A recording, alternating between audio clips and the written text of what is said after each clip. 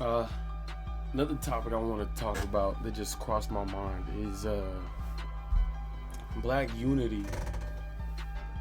Um, yeah, it's something that a lot of us discuss. We talk about it all the time, and yeah, it doesn't really seem like nobody's really getting anywhere with it. Like we don't really have any prominent figures or people really to look up to that we see as the ones that are actually going to get us to that point. And we can't wait on that. I mean, of course, you got these people that online that speak, that advocate, that got their own systems and things that's good for the people. You know, that's good, positive information to hear. But there's no real infrastructure that gets implemented across the whole diaspora. Everything is, the efforts are usually locally. Like either you're helping out your community in whatever city you live in, whatever neighborhood you're in, or in your state, but we don't really have something that kind of blankets over the whole entire black diaspora. I'm not saying I got the answer to that as well, but this is something that I've most definitely noticed, that there is nothing really in place for that. Everything that we have is just conversations and ideas, or like I said, local systems that are working, that's helping. My idea was to what could aid in that collective elevation is the advocation and knowledge of what we got going wrong within the communities. I'm doing this off the fly. I'm like, what I mean by that is I'm gonna stop trying to police. I'm trying to police how I'm trying to say this so it's digestible for everybody, but I don't want to even waste my time on that. I hope people can just understand what I'm trying to say off the rip, you know. And for those that don't, I don't even want it to be like a oh well, but for people that do understand what I'm saying without me policing my words, please break it down to the next person that doesn't really understand or able to grasp it. But first of all, we treat each other like shit. We treat each other like shit in a way. Not all of us. And this is another thing. Tangent. Now, I just said that we treat each other like shit. I know people will hear me, no, not me. Not me. Speak for yourself. I don't do that shit. I don't do that. I don't be doing it. Me, I don't. What am I talking about? I'm talking about collectively, right? Well, don't take offense to it. A hit dog's the only one that's gonna holler. And not even that. Don't worry about it. Don't worry about that. Think outside of yourself. Think for, like, see yourself in the collective of it, because you're gonna be part of it. You always love to talk about saying, well, it don't matter where you're from, you black, you look black, you black, you'll get the police gonna see you the same way. First of all, we shouldn't even be defining who we are off of what another race is gonna say or what that interaction is. That's what I'm talking about. We need to have something that we all collectively understand. We have these things. We have certain things that we do, that we say. You know, the essence of blackness is throughout all of that. That's what we can all kind of relate to in a way, but that's not really something that we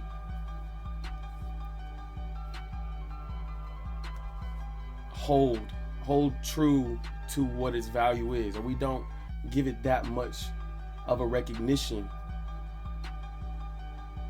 to have it be valued in a certain type of way. An example of that, just the things that we say, this type of sayings that we say or whatever.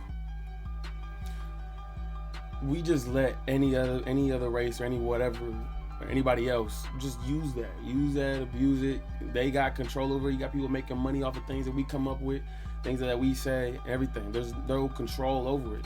And we don't really have any type of guardrails around it to where they can't do that. And what's crazy is they'll take it from us and they'll sell it right back to us. And we gonna buy it. You know? We don't really have this thing of, we don't have like a racial loyalty. You know? Like I said, I want to keep reiterating this. When I say we, Don't be all like, I don't do that. I don't even think about that. Don't have that type of response in your head when I make these generalized statements. I'm talking about a collective. I have to talk about everybody collectively. Of course, there's people that aren't doing these things, people that are doing these things. Stop separating it. That's what I'm trying to say. Think more as a collective, because that is the main issue that we have, being able to perceive ourselves as the collective all together. No matter where you from, I don't care if you're from the west, from the east, from the south, from the north. I don't care if you grew up in this type of neighborhood. I don't care if you struggled. I don't care how much money you got. I don't care. That's what I'm saying. That shit doesn't matter. We can't see past those things. We hold more validity and value in these segmented type of ways. And I don't blame. I get it. It makes sense. You guys, some black people, you can't talk to, you can't reason with. You know, that you just can't. But like, aside from that, I'm just saying that to know that I know that is a reality. That's a fact. But for real changes to actually be implemented as the years go on, we have to have some type of agreement, a collective agreement on what blackness means, what it stands for, and how we can preserve that and have control in that, just like everybody else does. Every other, I don't want to say race, there's a lot of other ethnicities that have that, where it's like it doesn't even have to be questioned. You know? It doesn't have to be questioned at all. We don't have a common thing across the board with what that is. Now, to speak on more of like the unity part, like to give an example of that, I'm gonna speak, say, like in California culture. I've noticed, really in LA, I've noticed that say somebody's in a gang, right? They more willing to press somebody. Not even just LA. It happens out here too, in the north. But say you know that like someone's like gang banging, right? They know you not gang banging, and they still would rather check you just because you black. I spoke on this before, right? So there's a situation. Say if you go to a restaurant, and this dude keep on staring at you, kind of like mugging you, whatever, right? Probably mugging you because he got some PTSD going on. Say like he's in a gang, or he got family members that's gang banging, and he live in the hood and all that. And y'all both going to this burger spot, right, just to eat some food. But he see you, he mugging you, right? There's probably some PTSD going on. Like, okay, well, who else? Who's this other nigga? Who is this that looks like me? I don't feel comfortable because I see him, but he looks like me. Matter of fact, I'm on guard because I see somebody that looks like me in this space. So now I gotta look at him and kind of assess and see if he's gonna be a threat to me or not.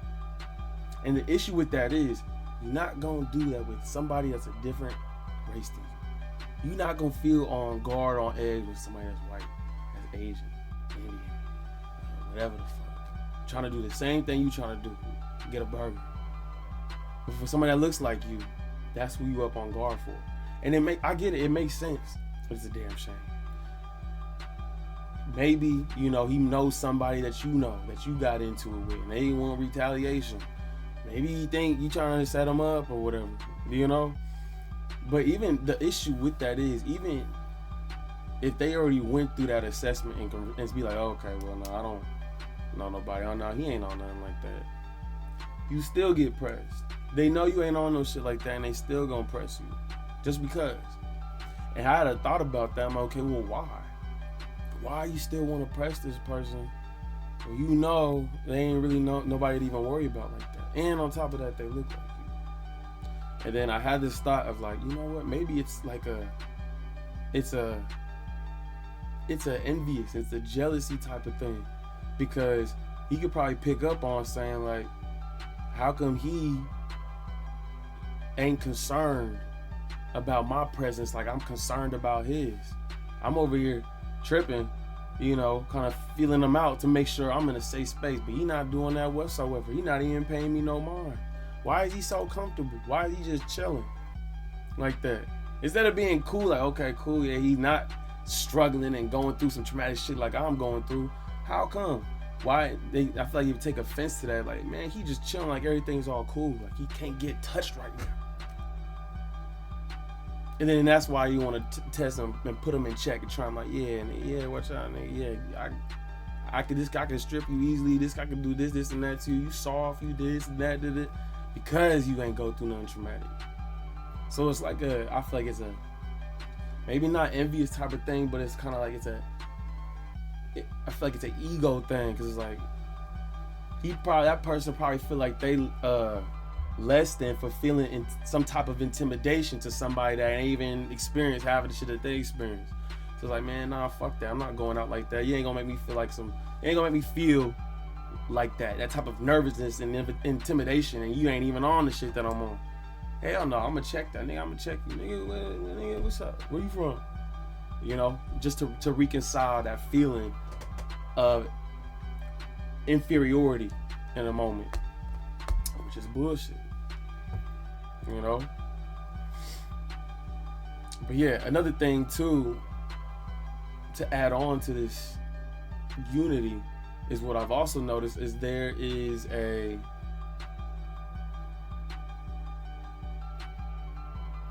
need for validation in our communities. And partly why we even feel the need to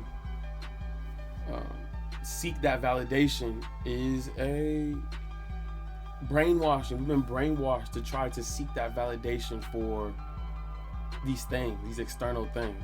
We don't really have that pride within ourselves, so we need things, or that value. So we need these external things to grant us that value. These things that we possess, material things, make us feel that. Make us believe like, well, I'm up here now. I'm like this because I got X, Y, and Z. I got this chain, I got this car, I got this big ass house, I got this badass bitch, I got this, I got that. That is what's giving me the value, putting the value on you. And you're supposed to have it in you. You should already just have that type of pride and acknowledgement of that self, and be proud of who you are, what you represent, and the people that look like you have accomplished. Those wins can also be your wins. You don't have to see it as like, all right, well, I gotta get mine. All right, my turn. That's a win too. That brother, that sister that looks like you, that doing good, that's a win for you too. In your mind should be like, you know what? I want to do everything in my power to uphold that. And that should motivate you to do the same for yourself, rather than to tear the next person down.